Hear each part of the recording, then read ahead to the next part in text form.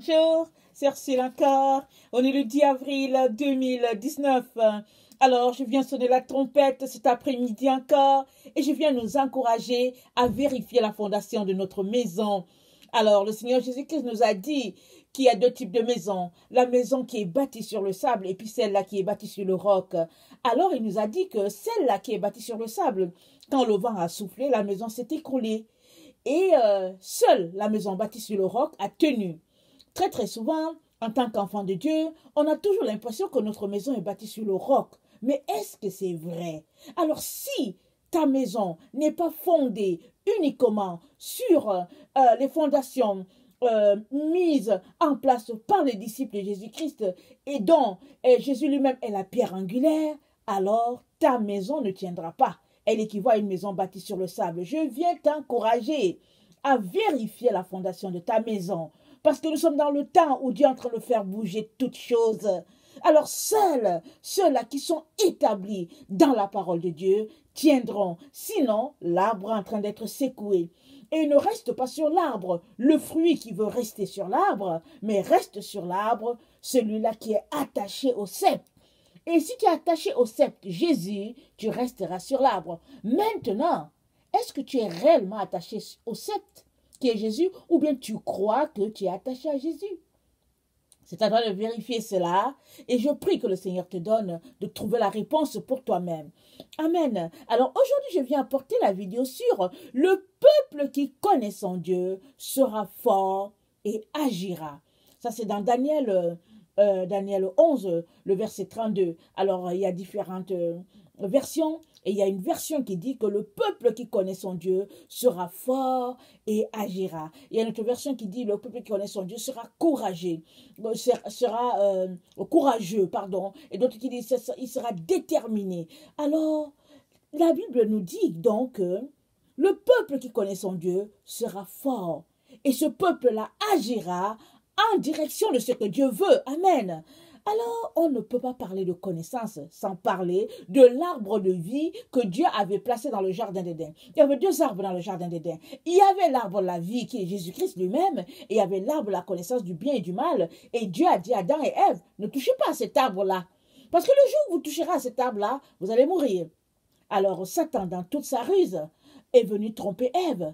Parce qu'Ève voulait être sage. Elle voulait être comme Dieu. Alors Satan lui a dit, si tu veux être comme Dieu, mange un peu du mal et puis mange aussi un peu du bien. Alors en mélangeant ces deux-là, alors tu seras sage, tu seras comme Dieu. C'est ça que Satan lui a dit. Alors Ève, dans toute sa naïveté, a cru et elle est tombée. Elle s'est rendue compte une fois après avoir mangé l'arbre de la connaissance du bien et du mal que elle venait de faire l'horreur. Mais il n'y avait plus moyen de retourner à l'état de pureté où elle était avant. Elle a donc dû vivre toute sa vie avec cette conséquence-là pour elle-même et pour son mari. Mais Dieu merci, par la grâce de Dieu, le Seigneur est venu, il a établi les règles et puis ils ont fini par mourir de la mort naturelle. Mais on sait que un jour on les reverra dans la présence de Dieu parce que c'est sûr et certain ils sont passés par un temps de repentance pour demander pardon et tout ça. Mais au fait, je voulais venir au fait que est-ce que c'est pas comme ça que nous aussi nous agissons aujourd'hui? Parce qu'on a toujours l'impression que c'était le passé et puis ça ne nous regarde pas. Mais aujourd'hui, qu'est-ce qui se passe avec les enfants de Dieu? On veut tellement connaître Dieu que finalement, au lieu de prendre notre Bible, on s'en va s'inscrire à l'école biblique. Et on s'en va à l'école biblique. Alors c'est là-bas le monde du savoir intellectuel. Alors, au lieu que l'école biblique nous donne du plus dans ce qu'on cherche, non seulement il vient ôter ce que nous avons déjà, et il nous donne vraiment de la saleté, des déchets. Il vient bloquer notre chemin de telle sorte qu'on se retrouve dans un labyrinthe et on n'est même plus capable de connecter à Dieu. On perd nos sens, on perd notre direction et on est là, dans cette roue-là qui tourne en rond, remplie d'orgueil. On se dit, oui, j'ai un diplôme, oui, je suis allé à l'école biblique, j'ai ceci, j'ai cela. Écoutez, je vous dis une chose, j'ai pris un seul cours dans la connaissance de Dieu. Parce que dans la vie, il faut toujours savoir si on aime ça ou pas. j'ai pris un cours, je m'ennuyais un peu, j'ai pris un cours, j'ai dit, bon, je veux voir de quoi ça a l'air. Alors, un cours, c'est 4 mois, n'est-ce pas, disons 3 mois et demi. Non seulement ce fut un véritable calvaire pour moi, mais je me suis dit, non, Dieu, en tout cas, une chose est sûre, c'est pas dans les livres. Alors, j'étais vraiment déçue de moi-même d'avoir pensé tout simplement un seul instant que, au fait, j'aurais une nouvelle connaissance de Dieu. Et en plus, là, la personne qui a donné le cours que j'ai pris, c'était un pasteur. Alors, c'était un pasteur, et puis bon, j'avais appris qu'il avait une grosse église à Montréal, et puis bon, je me disais que bon, peut-être que j'aurais un plus. Mais vous savez quoi? En tout cas, intellectualisme, c'est intellectualisme. Que tu sois pasteur ou pas, tu es appelé à enseigner selon ce que on te demande. Alors, finalement, c'était juste des déchets que j'ai voulu étudier. Mais je rends grâce à Dieu parce que je n'ai rien mis dans ma tête. C'était déjà du déchet, alors j'avais hâte d'arrêter tout ça. Et par politesse, je me suis dit, bon, je vais aller jusqu'au bout. Mais une fois que le cours est fini, j'ai dit, mon Dieu, délivrance. J'ai dit, oh Jésus, mon Dieu, je te remercie. Vraiment, tu as fait du bien. Tu m'as vraiment fait du bien de me rendre compte que ce n'est pas là où tu me veux. Ah, j'étais si contente. J'ai loué Dieu. J'ai loué mon Seigneur. J'ai dit, ah Jésus, que je t'aime, que je t'aime. Oh mon Dieu, que je t'aime parce que tu n'as pas voulu que je prenne cette voie-là. Alors Dieu est tellement extraordinaire. Il est tellement merveilleux. Et tous ceux-là qui le cherchent, Dieu finit toujours par les diriger vers le chemin où ils auront de l'eau à boire et puis de la nourriture à manger. Amen.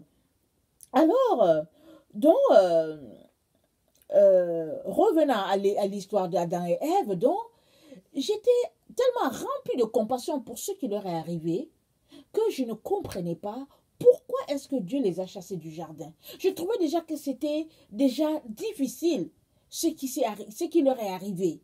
Alors, je me demandais bien pourquoi Dieu le Père ne les laissait pas dans le jardin d'Éden afin qu'ils restent là vraiment sans souffrir. Parce que je ne comprenais pas.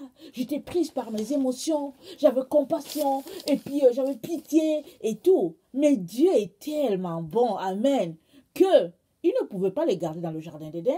Parce que s'ils touchaient à l'arbre de vie, ils allaient vivre éternellement, le corps dans le péché entier, et il n'y aurait aucune possibilité de rédemption pour nous. Alors Dieu est tellement bon, n'est-ce pas? Alors il les a chassés du jardin. Parce que on ne peut pas être souillé et en même temps vouloir consommer l'arbre de vie par-dessus notre souillure. Alors dans Jean 6, le verset 63 et 64, c'est dit, c'est l'esprit qui vivifie, la chair ne sert de rien. Alors j'aimerais ça qu'on lise Jean 6, à partir du verset 63. Jean 6, 63. C'est l'esprit qui vivifie, la chair ne sert de rien. Les paroles que je vous ai dites sont esprit et vie. Mais il y en a parmi vous, quelques-uns qui ne croient point. Car Jésus savait dès le commencement qui étaient ceux qui ne croiraient point et qui était celui qui le livrerait. Donc je vais lire encore. C'est l'esprit qui vivifie. La chair ne sert de rien. Les paroles que je vous ai dites sont esprit et vie. Les paroles de Jésus sont esprit et vie. Et puis, ce sont ces paroles-là qui nous vivifient, qui font que on reste sur le droit chemin en train de manger l'arbre de vie. Mais, pour rester sur ce chemin-là, il faut croire. C'est ça qu'il dit dans le verset 64. Il dit, mais il y en a parmi vous quelques-uns qui ne croient point. Si tu ne crois pas, tu vas te retrouver dans la même situation que Ève. Parce que Ève, elle a manqué de foi. Elle n'a pas cru totalement à ce que Dieu lui a dit. Elle a cru, oui, jusqu'à ce que Satan vienne la séduire. Et quand Satan l'a séduit, elle a perdu sa croyance par rapport à ce que Dieu lui a dit. Parce que Satan lui a parlé 2 fois. Alors là, elle va réfléchir. Alors, comme elle voulait être sage, comme elle voulait devenir comme Dieu, alors elle a perdu sa croyance à quelque part. Et à partir du moment où elle a perdu sa croyance, Ève s'est mise à manger l'arbre de la connaissance du bien et du mal. Et c'est là qu'elle est tombée. Pourquoi j'insiste sur ça? C'est que très souvent, les enfants de Dieu se retrouvent à consommer l'arbre de la connaissance du bien et du mal, tout simplement parce que ils manquent de croire à ce que Dieu a dit, en disant que il faut uniquement consommer l'arbre du bien, l'arbre de vie. Il faut uniquement consommer cet arbre-là pour se retrouver au ciel. Je répète, Dieu a dit que nous sommes appelés uniquement à consommer l'arbre de vie pour nous retrouver au ciel. Mais les études universitaires, les enseignements dans les écoles théologiques, les enseignements dans la vie de tous les jours nous poussent toujours à consommer l'arbre du bien et du mal.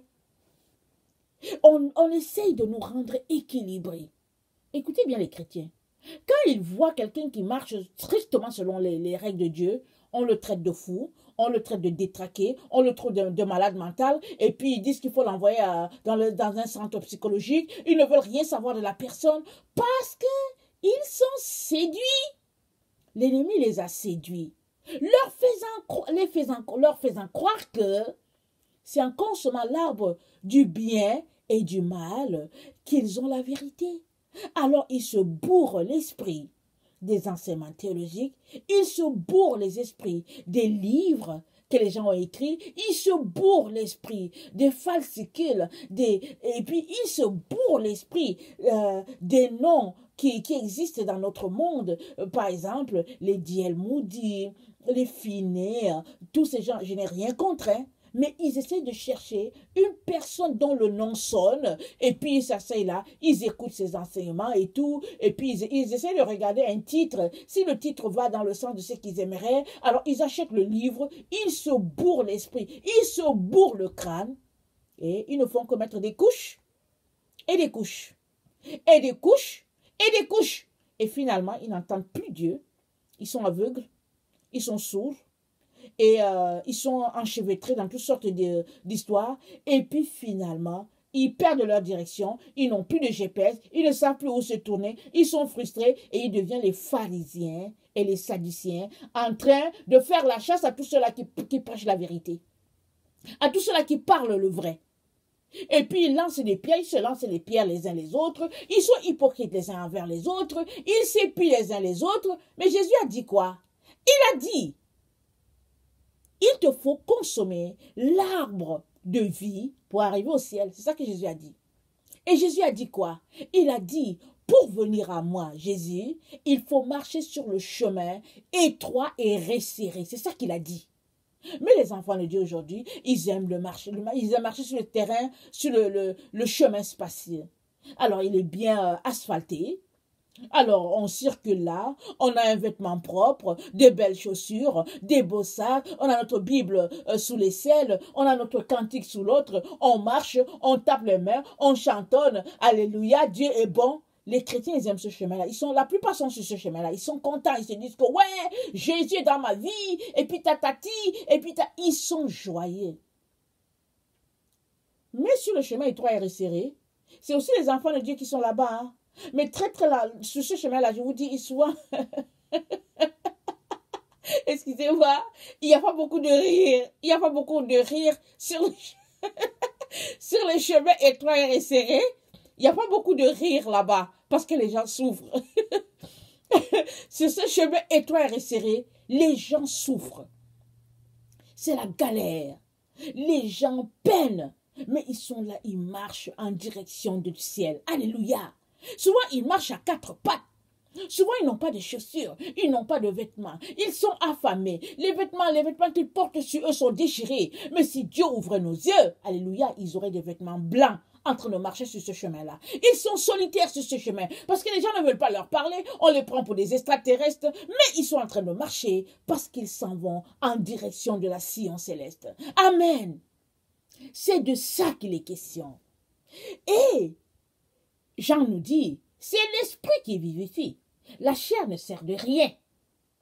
Alors si tu ne crois pas à la parole de Jésus, la parole que Jésus a dit, que l'arbre de vie, c'est ça que nous devons consommer, si tu ne crois pas à ça, tu vas te retrouver en train de consommer ipso facto l'arbre de la connaissance du bien et du mal et tu seras séparé de Dieu. Ce n'est pas parce que tu es un diacre dans ton église, ou un ancien, ou bien un pasteur, ou bien un évangéliste, ou bien quelqu'un... Non, ça n'a rien à voir. Est-ce que tu suis strictement les enseignements de Jésus? C'est de ça qu'il est question. Parce que Jésus-Christ a été clair et net. Il n'est pas dans les affaires de titres, de ceci, cela. Il dit, voici mon enseignement. Et c'est pour tout le monde. Si tu suis cet enseignement, tu arriveras à bon port. Si tu ne le suis pas et que tu veux passer à côté, trouver un chemin un raccourci, Jésus-Christ te dit, je te dirai ce jour-là que je ne te connais pas. C'est ça que Jésus-Christ dit. Alors, Ève avait déjà la sagesse. Dieu l'a créée, elle était déjà sage. Et Dieu lui a dit, pour demeurer ici, là, à cet endroit où tu es, voici, il faut manger l'arbre de vie qui est là. Mais Ève s'est laissée tromper. Satan lui a fait croire qu'elle avait besoin de plus de sagesse. Et elle est tombée, elle est allée pour chercher plus de sagesse afin d'être comme Dieu et elle est tombée. Vous savez quoi?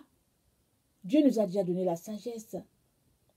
En mourant sur la croix, une fois qu'on lui a donné notre vie, Dieu nous a déjà donné la sagesse, il l'a remis entre nos mains, il nous a donné la Bible. La parole de Dieu est là entre nos mains. Il nous l'a donné. Mais qu'est-ce que nous faisons? On veut plus. Parce que Satan nous a dit qu'on avait besoin de plus. Alors on s'en va dans les écoles, on s'en va par-ci, par-là. On essaie de chercher pour apporter un plus à la parole qu'on a déjà en main. Alors que Dieu nous a déjà tout donné. Le Saint-Esprit est là pour nous enseigner.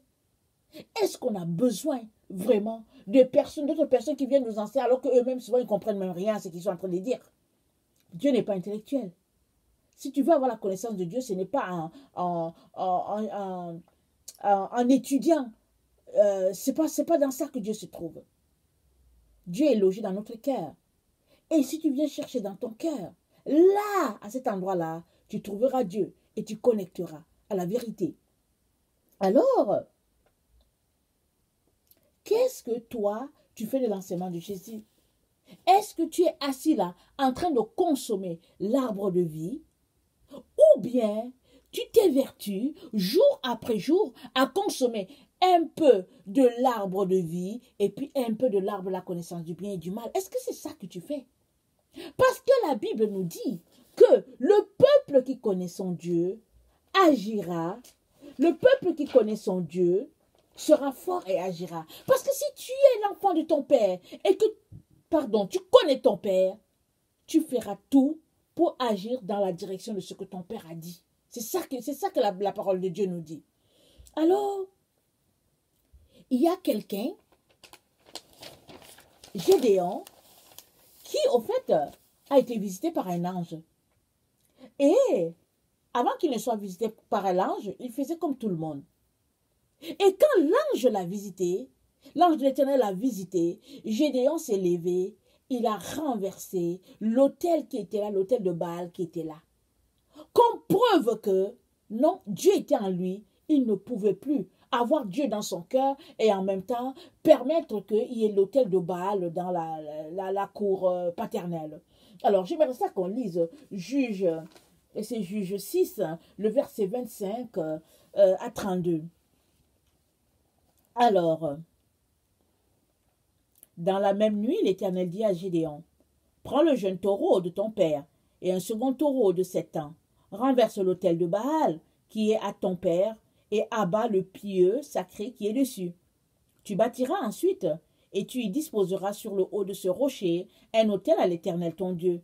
Tu prendras le second taureau et tu offriras un holocauste avec le bois de l'idole que tu auras abattu. » Gédéon prit 10 hommes parmi ses serviteurs et fit ce que l'Éternel avait dit. Mais comme il craignait la maison de son père et les gens de la ville, il l'exécuta la nuit et non le jour. Lorsque les gens de la ville se furent levés le bon matin, voici l'autel de Baal était renversé et le pieu sacré placé dessus était abattu. Et le second taureau était offert en holocauste sur l'autel qui avait été bâti. Ils se dirent l'un à l'autre qui a fait cela. Et ils s'informèrent et firent des recherches. On leur dit, c'est Gédéon, fils de Joas, qui a fait cela. Alors les gens de la ville dirent à Joas, fais sortir ton fils et qu'il meure, car il a renversé l'autel de Baal et abattu le pieux sacré qui était dessus. Joas répondit à tous ceux qui se présentèrent à lui, est-ce à vous de prendre parti pour Baal? Est-ce à vous de servir, de venir à son secours? Quiconque prendra parti pour Baal mourra avant que le matin vienne. Si Baal est un dieu, qu'il plaide lui-même pour sa cause, puisqu'on a renversé son autel. Et en ce jour, l'on donna à Gédéon le nom de Jérubbaal, en disant que Baal plaide contre lui, puisqu'il a renversé son autel. Donc voilà. Alors, Gédéon, l'ange de l'Éternel a dit à Gédéon de renverser l'autel. Gédéon n'a pas tardé. Il a renversé l'autel. Et en même temps, il a renversé l'autel. Et en même temps, il a bâti sur le rocher un autel à l'Éternel, son Dieu.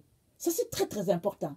Si tu décides de te défaire de tous ces enseignements-là que tu as, de toutes ces choses-là qui ne sont pas de Dieu, si tu décides de le faire, il faut que tu abattes cet autel-là dans ta vie. Parce que tu ne peux pas bâtir sur un mauvais fondement. Ta fondation n'est pas bonne. C'est ça que la parole est en train de nous dire. Si tu es quelqu'un qui a voulu marcher sur le chemin étroit et tu t'es retrouvé sur la route spacieuse par ta compréhension des Écritures, par les enseignements que tu as reçus, il est important que tu prennes tout ce paquet-là, que tu mettes ça à la poubelle. Et que tu viennes bâtir à nouveau. Parce que Jésus-Christ a dit quoi? Il a dit, la maison qui sera bâtie sur le roc, celle-là, c'est elle qui va subsister. Et pourquoi elle subsiste? Parce qu'elle est bâtie sur la vérité. Elle est bâtie sur la parole de Dieu. Elle est bâtie sur Jésus-Christ, la pierre angulaire. Elle est bâtie sur les fondements des apôtres. Mais, la maison qui est bâtie sur le sable, quand le vent vient, cette maison est renversée. Alors, de toutes les manières, la Bible nous dit que ta maison, si elle n'est pas solide, elle sera renversée. Alors, pourquoi attendre que le vent vienne renverser ta maison? Renverse ta maison toi-même et puis bâtis à nouveau sur vraiment la fondation de Jésus. Amen. C'est à ça que nous sommes appelés en ces temps de la fin.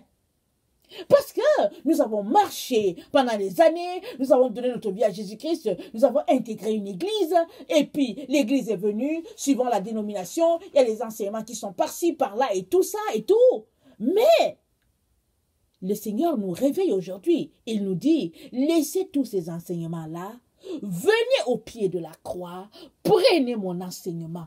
Mon enseignement, c'est l'enseignement qui est pur, et cet enseignement, on le trouve où? Dans la parole de Dieu. L'enseignement de Jésus, c'est dans la parole de Dieu. C'est pur, ce n'est pas dilué. Mais pour que tu aies cet enseignement-là, il faut que tu prennes le temps pour chercher ton Dieu. Mais si toi, tu cherches, tu écoutes juste des enseignements qui sont dilués, alors la base en toi, elle est fausse. Alors ne pense pas que Jésus-Christ aura pitié de toi et que quand il va venir, il va te prendre quand même. Parce que tu es en train de consommer de l'eau usée, de l'eau polluée, de l'eau sale. Or, tu es appelé à être saint, parce que ton Père est saint. Et l'eau que ton Père donne, a dit Jésus-Christ, l'eau que je donnerai, il jaillira jusqu'à dans la vie éternelle. Il a dit à la femme samaritaine, cette eau-là que tu bois, tu auras encore soif. Mais l'eau que je donne, la source que je donne, moi, Jésus, elle est telle que tu n'auras plus soif. Et c'est vrai que si tu te mets à consommer uniquement la pure nourriture de Jésus, tu n'auras plus faim. Tu n'auras plus soif. Je me demande, depuis 2016, je ne sais pas si j'ai déjà lu un autre livre. Je suis uniquement en train de lire ma Bible. Et chaque fois que je la lis, je trouve qu'il y en a tellement dedans que je me dis, mais est-ce que je vais finir de découvrir tout ce qu'il y a dedans? C'est tellement bon, c'est tellement sucré, c'est pas dilué. Je lis et puis je prie, je dis, Seigneur, aide-moi à mettre cela en pratique. Parce que nous avons besoin de la vraie nourriture, de la nourriture pure, de l'eau saine. Parce que on a passé des années à consommer de la nourriture avariée souvent, à consommer ce qui n'est pas du tout de Dieu. Et Dieu nous interpelle à ce moment, en ce temps de la fin, à consommer uniquement ce qui est pur. C'est pourquoi c'est dit que le peuple qui connaît son Dieu sera fort et agira en direction de ce que Dieu le Père dit. Mais est-ce que tu es un peuple, tu fais partie du peuple qui connaît ton Dieu? Est-ce que tu fais partie de la famille de Dieu? Tu fais partie de la génération de ceux-là qui connaissent leur Père? Alors, si tu te réclames de cela, il est important que tu te lèves et que tu agisses en direction de ce que ton Père a dit. Et non en direction de ta dénomination.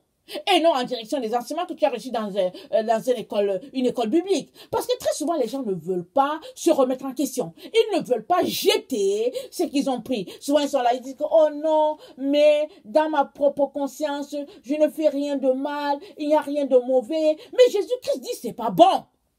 Jésus-Christ dit, c'est pas ça. Jésus-Christ dit, tu ne peux pas prendre du vin nouveau et mettre ça dans une vieille outre. Parce que tu perdrais et l'eau, et le vin, pardon, et ton outre. Mais, Jésus-Christ dit, on met du vin nouveau dans une outre nouvelle. Alors, il est important que tu te vides de toutes ces choses-là que tu as ingurgitées pendant des années et qui sont faux. Souvent, les gens vont s'asseoir et vont dire, bon, ce n'est pas si mal, tel livre, ce n'est pas si mauvais et tout. Dieu dit, on reconnaît l'arbre au fruit. Si le fruit n'est pas bon, alors comment l'arbre peut être bon? Ou bien, si l'arbre est mauvais, alors comment le fruit peut être bon? C'est-à-dire que ce n'est pas compliqué. C'est juste de faire 1 plus 1 et puis on voit que c'est 2. Alors les enseignements de Jésus n'ont jamais été compliqués, jamais. Jésus-Christ, il n'y a rien de plus simple que ces enseignements. Il n'y a rien de plus véridique. Mais souvent, nous compliquons. Et pourquoi est-ce que nous compliquons? Parce que nous sommes souvent remplis d'orgueil. Même si on ne veut pas le reconnaître, on pense qu'on connaît, on pense qu'après tout, ce qu'on a reçu, c'est pas si mal. Et puis bon, on se tient là, et puis bon, on essaie de faire ensemble, on se tient ensemble pour connaître Dieu. Mais depuis quand pour connaître Dieu, on se tient en groupe? C'est chacun qui connaît Dieu individuellement. Tu passes ton temps individuellement à chercher ton Dieu. Tu le cherches. Et quand tu l'as bien trouvé, Dieu te connaît aux personnes qui cherchent aussi comme toi. Mais il y a des gens, ils se mettent là en groupe, ils cherchent Dieu ensemble. Mais vous allez le trouver comment? On ne peut pas trouver Dieu comme ça. C'est chacun individuellement qui cherche son Dieu. Et à la fin, Dieu réunit les différentes personnes qui l'ont cherché, il les réunit et puis il les enlève, il les met auprès de lui. C'est de ça qu'il est question. Alors, excusez-moi, je vais lire un peu mes écrits. Alors, Gédéon a démoli tout l'autel de Baal qui était là. Il n'a pas dit, ok, au fait, bon, après tout, la fondation, elle est solide. Bon, je vais enlever quand même le truc qui est au-dessus là. Et puis le reste, je vais venir bâtir l'autel de l'Éternel là-dessus. Non, Dieu a dit, tu détruis tout. Et Gédéon a tout détruit. Et il a mis là un autel à l'honneur de l'Éternel. Et quand les gens sont venus parce qu'ils voulaient prendre la personne et puis lui faire du mal, Dieu lui-même a intervenu. Finalement, ils ont donné un nom à Gédéon et puis ils l'ont appelé du nom de... Attendez, ils l'ont appelé du nom de Jérubbaal en disant que Baal plaide contre lui puisqu'il a renversé son autel. Alors finalement, la gloire de Dieu était là dans la ville. On voyait la gloire de Dieu parce que Gédéon a prouvé devant tous que Dieu était en lui. Dieu était dans son cœur. Et si Dieu est dans ton cœur, ce n'est pas possible qu'à l'extérieur, ça ne soit pas vu. Il y a des gens qui disent non, Dieu est dans mon cœur, mais quand on les voit, ils sont confondus avec les autres. On ne sait même pas qui ils sont. Alors, ne te trompe pas. Ne te trompe pas, on ne se moque pas de Dieu. Si Dieu est en train de te parler, et que tu remets ça au lendemain, alors ne te trompe pas, s'il arrivait que tu sois coupé de son troupeau. Parce que nous sommes dans le temps où le jugement a commencé. Et le jugement commence par la maison de Dieu, dit la parole de Dieu. Alors la Bible dit que si le jugement commence par la maison de Dieu, alors quelle sera la fin pour les autres qui ne connaissent pas le Seigneur? Et Dieu, il regarde ton obéissance par le fait que tu sois prompte à obéir à ce qu'il te dit. Il y a des gens qui sont désobéissants. Tellement désobéissants que Dieu leur parle depuis ils sont assis, ils disent que bon, je vais voir, j'écoute, et puis, mais c'est pas compliqué, c'est parce que tu es désobéissant. Parce que si Dieu est vraiment dans ton cœur, et que tu crains l'Éternel, dès qu'il parle, tu trembles. Tu te lèves, tu fais la chose. Dès qu'il parle, tu exécutes. Et c'est là que tu montres que tu es l'enfant de ton Père. Vous savez quoi? Jonas a retardé beaucoup l'œuvre divine. Dieu l'a appelé, Dieu l'a dit, Jonas, lève-toi, va à Ninive. Jonas s'est levé, il est parti à Tarsis. Et Dieu a dit, ok, Ok.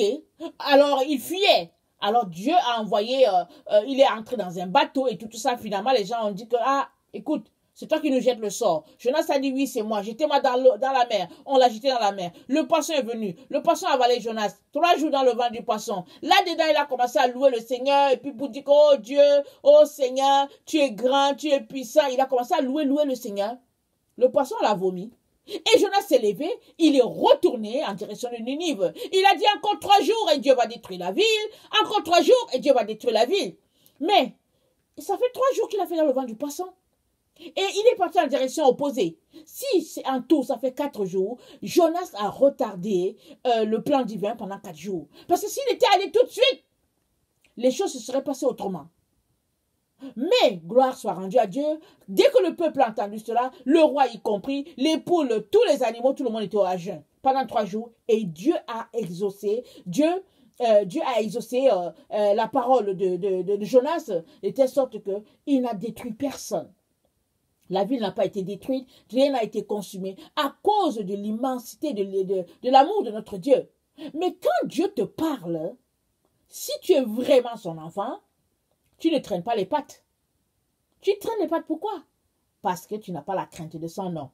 Quand on craint Dieu, dès que Dieu parle, on obéit parce qu'il est très très important de courir avec le flambeau, parce qu'il s'agit des âmes qui sont précieuses à l'Éternel. Amen. Tu ne peux donc pas bâtir sur ce qui est faux. Tu es obligé de renverser l'autel de fausseté comme Gédéon a renversé l'autel de Baal. Tu n'as pas le choix. Et une fois que tu renverses cet autel de fausseté-là, alors il te revient de bâtir sur la vérité qui est Jésus-Christ. Tu ne peux pas mélanger les deux. Parce que Satan a fait croire à Ève qu'elle pouvait faire les deux. C'est pourquoi Ève a été séduite. À la fin, elle a été chassée. Or, Dieu a dit à Ève, tu peux juste manger l'arbre de vie. C'est juste lui que tu manges. Le reste, tu ne manges pas. C'est pareil pour toi et moi aujourd'hui. Nous ne pouvons manger que l'arbre de vie qui est Jésus. Et Jésus nous a donné de pouvoir le trouver dans la parole, dans la Bible. Là, on peut trouver Jésus là. Et pendant qu'on vient là, étudier sa parole, Jésus-Christ se révèle à nous par des visions, par des rêves, par des paroles, par sa présence lui-même. Jésus-Christ est là avec nous. Mais si toi, tu aimes consommer l'arbre de la connaissance du bien et du mal, c'est-à-dire que tu consommes ce que Satan te recommande, alors ne sois pas étonné que non seulement tu es en train de tarir, tu es en train d'assécher spirituellement, et puis il n'y a rien, il n'y a pas de vie, il n'y a pas de joie en toi. Et puis, tout ce que tu as, ta vigueur, n'est que sécheresse et ce n'est que question de temps. Parce que le peuple qui connaît son Dieu va agir en direction de ce que Dieu a dit. Le peuple qui connaît son Dieu va aussi avertir les autres. C'est ça que Daniel a dit. Daniel 11, verset 32, dit que dans le temps de la fin, le peuple qui connaît son Dieu agira avec courage et fermeté, et les plus sages parmi eux donneront instruction à la multitude. Alors nous sommes déjà dans ce temps-là. Nous sommes dans ce temps-là. Nous sommes dans le temps de la fin. Et il viendra un jour où les médias, tout le monde, vont nous montrer que l'Antéchrist est là. Il est en fonction. Alors qu'est-ce qu'on va faire? Est-ce qu'on va rester là pour dire bon, je ne savais pas et tout? Le Seigneur nous avertit. Il est en train de nous préparer à ce temps-là. Et il nous dit que ce temps-là, le temps qui est là, dans lequel nous sommes, dans ce temps-là, nous ne pouvons plus nous amuser à consommer un peu de l'arbre de vie, un peu l'arbre de la connaissance du bien et du mal, et puis tenir. Non. La seule manière pour toi de tenir, c'est que tu consommes uniquement l'arbre de vie et tu t'en tiennes à cela. Tout ce qui est souillure, tout ce qui est corruption, tout ce qui est entaché, de quelque façon que ce soit qui ne vient pas de Dieu, sera coupé et jeté. C'est ça que Dieu est en train de te dire aujourd'hui. Alors si toi tu te réclames de Jésus-Christ, il est important que tu saches que tu dois automatiquement faire partie du peuple qui connaît son Dieu. Et ce peuple-là, il agit avec courage, il agit avec fermeté, avec détermination. Il coupe les ponts avec tout ce qui est souillé et il se concentre uniquement à consommer l'arbre de vie à tous les jours, à tout moment. C'est de ça que Jésus-Christ est en train de te parler. Je t'encourage à t'arrêter, à te servir de l'exemple de Gédéon pour agir avec fermeté et détruire en toi tout ce qui n'est pas de Dieu. Souvent, on n'arrive pas parce qu'on est attaché à ces choses-là. Alors, est-ce que tu aimes le matériel plus que Dieu? Ou bien, est-ce que tu aimes vraiment ton Jésus? Alors, si tu aimes Jésus, alors tu sacrifieras tout pour lui. Parce que Jésus-Christ a tout sacrifié pour toi. Amen. Alors, toi, si tu es quelqu'un qui ne connaît pas le Seigneur, je viens te dire que Jésus-Christ est mort pour toi. Et il te cherche. Il désire vraiment passer l'éternité avec toi. Et tu as besoin de lui donner ta vie en l'invitant dans ton cœur. Parce que les autres religions ne peuvent pas te sauver. Et d'ailleurs, il n'y a aucune religion qui sauve. C'est Jésus qui sauve. Et c'est une question de relation. Alors que le Seigneur te bénisse et qu'il te donne de connecter à la vérité qui est Jésus-Christ. Alors, je vous aime beaucoup et Dieu davantage. Merci.